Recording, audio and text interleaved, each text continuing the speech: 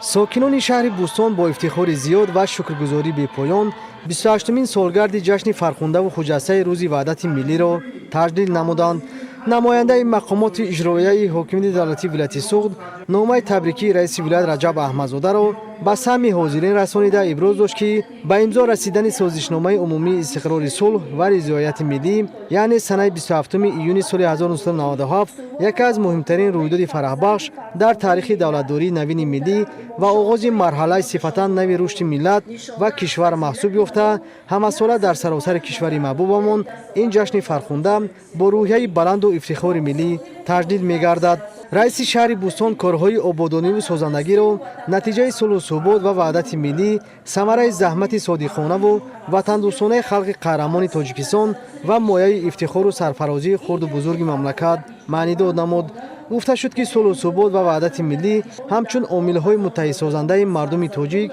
امکان فراهم آوردند که با استفاده ارزش‌های از جانب جامعه جهانی پذیرفته شده در کشورمان تحکرسی تشکل جامعه شهروندی گذاشته شود و برای بهتر گردیدن سطح و صفت زندگی مردم، آبادی وطن و آینده دولت صاحب استقلالمان زمینه مساعد مهیا گردد. با تاکید برآمد کنندگان وحدت ملی واقعا هم پرارزشترین نعمت و بهترین دستاورد خلق تاجیک افادهگری آرزو و آرمان و نیت و مقصدهای نجیب مردم شریف کشور می باشد. تبریک ذکر اشرف با راهنمایی‌های عاقلانه و دورنگرانه پیشوای معظم ملت محترم امام علی رحمان در سراسر مملکت عزیزمان کارهای آبادانی و سازندگی به استقبال جشن فرخنده و خجسته ملیمان 35 سالگی استقلال دولتی جمهوری تاجیکستان با مرام ادامه دارد. برای حفظ و افزون گرداندن دستاوردهای زمان صاحب استقلالی و شکرگزاری از ثمره‌های وحدت ملی در ولایت سوخت جهد و تلاش‌های پیوسته به راه مانده شده کارهای بنیادکاری و سازندگی وسعت تازه پیدا نموده ایستاده است. ساکنان سعادتمند شهر بوستان